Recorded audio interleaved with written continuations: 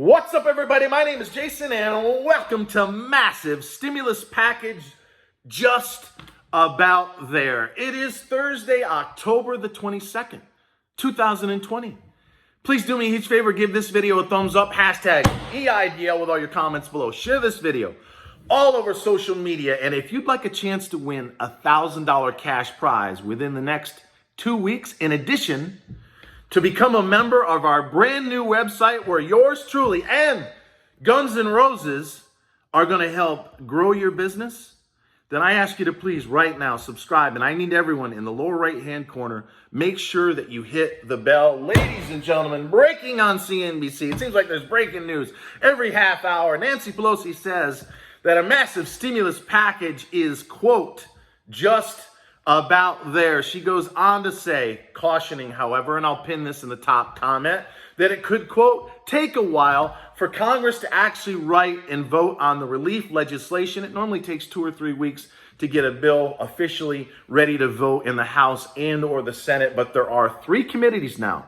bipartisan in fact, that are writing up the language because it appears that Secretary Mnuchin and Nancy Pelosi, at least on most terms, have agreed to somewhere around a $1.9 trillion. But where is Larry Kudlow, Mark Meadows, and in particular Mitch McConnell on this issue? I'll explain that in a moment. Ladies and gentlemen, you may have noticed they're really rocking the boat the last 48 hours, right? A deal's on, it's off, the market's up, it's down. The president says, I want $2.5 trillion. Mitch McConnell says, no way, I'm going to put forward a $500 billion skinny bill. They smash that, throw that in the trash.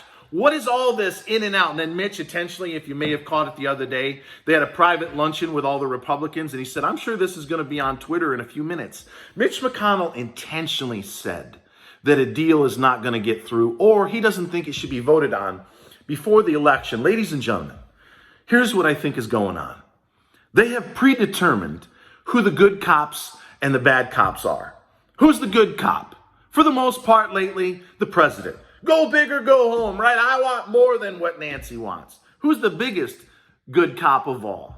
Larry Kudlow, right? Every time the market starts to fade, Larry, get out there. They send him out there and say, a deal's on the way. You know, we're just dotting the I's and crossing the T's. Who's the bad cop? Definitely Mark Meadows and big time Mitch McConnell. When's the last time you heard Mitch McConnell say anything positive, not only about stimulus, but in particular about EIDL? I don't recall him ever. And we may as well throw in Marco Rubio, who runs the Senate Committee for Small Business. When's the last time you heard him say anything other than his ridiculous daily prayer? Look, I'm a religious guy. I speak about God all the time. But when a guy goes from never quoting scripture to always quoting scripture, and he refuses, as leader of the Senate Committee for Small Business, to ever utter a single fucking word with respect to EIDL, I don't know why he's got the position.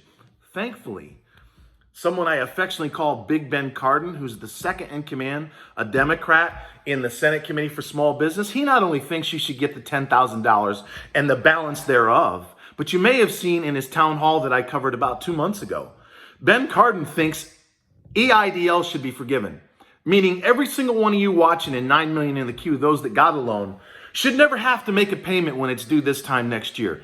I, along with Guns N' Roses, welcome to the jungle, right? Holy shit. Are going to fight to make sure that happens. Is it a guarantee? Absolutely not. But I don't believe, after 7 months of this madness, that you should owe the SBA or the federal government a dime.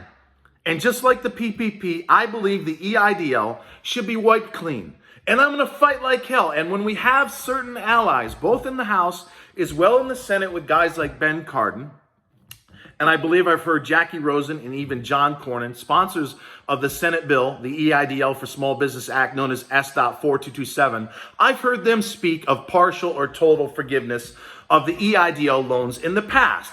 We will fight that battle another day. But for now, what the hell should we expect over the next 2 weeks as we move into November the 3rd? More of the same. I think it's going to feel like we got a deal. We're on the quarter-inch yard line. I mean, we got a number. All things are going. And then Nancy pulls another one. You may have seen. I know I'm jumping all over the place. I'm amped up on coffee. The coffee's gone. I found a new bulletproof coffee. I've been jacking up my coffee with healthy fats, Kerrygold butter. But I got this organic cacao powder and I started dumping in these Giraldi unsweetened 100% cacao chips with a little bit of vanilla extract.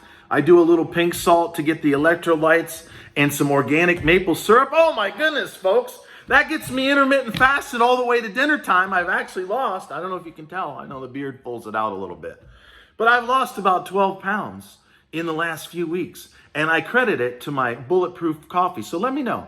Do you ever put all that stuff in your coffee in the morning? Maybe even your tea in the afternoon as well? Let me know. So anyways, I know I went off on a tangent. We don't edit around here either. So if I go way off the reservation and can't remember like right now what the hell I was talking about, we're going to leave it in the video. Oh yes, it's rocking, it's coming, it's going, it's in, it's out, it's up, it's down. Are we going to get a deal? Yes. Do I think it's going to happen before November the 3rd in terms of the vote? 50-50. I think here's what's going to happen. Nancy's going to have the bill ready to go vote on the House next Thursday. What is that? About 5 days before Tuesday the 3rd. She's then going to put Mitch McConnell in the vice grip. And Mitch is going to have a choice to make. Do I put this up for a vote on the floor before the election or not? Mitch, if you're ever going to take my advice, do the following. Put the damn thing on the floor and tell your caucus privately. I don't know if they call it caucus. I know they do in the House. But whatever the fuck they call it in the Senate.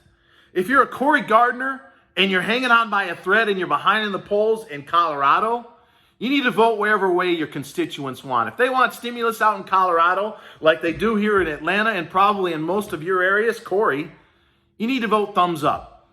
But if you're somebody that's way ahead, I mean, you don't need the votes to save your life, then vote no if you have to. Because remember this, ladies and gentlemen, there's 47 Democrats in the Senate. Not a single one's going to vote against Nancy Pelosi when that sails through the House.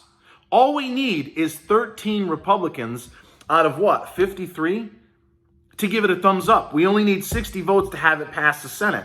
So 30 some odd of those cheapskate mofos can give it a thumbs down and say, you know what, the hell with the single mother and the retired and disabled veterans, thank you very much, who have served this country. We're going to be budget hawks. Really? Where the hell were you when we spent $8 trillion in wars in the Middle East? Oh, that was fine.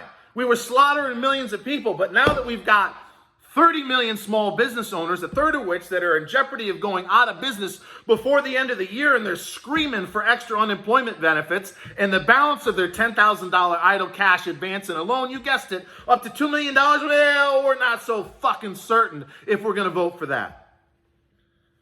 Folks, we're close. Anything's possible, but always remember this. I love you. Thanks for watching.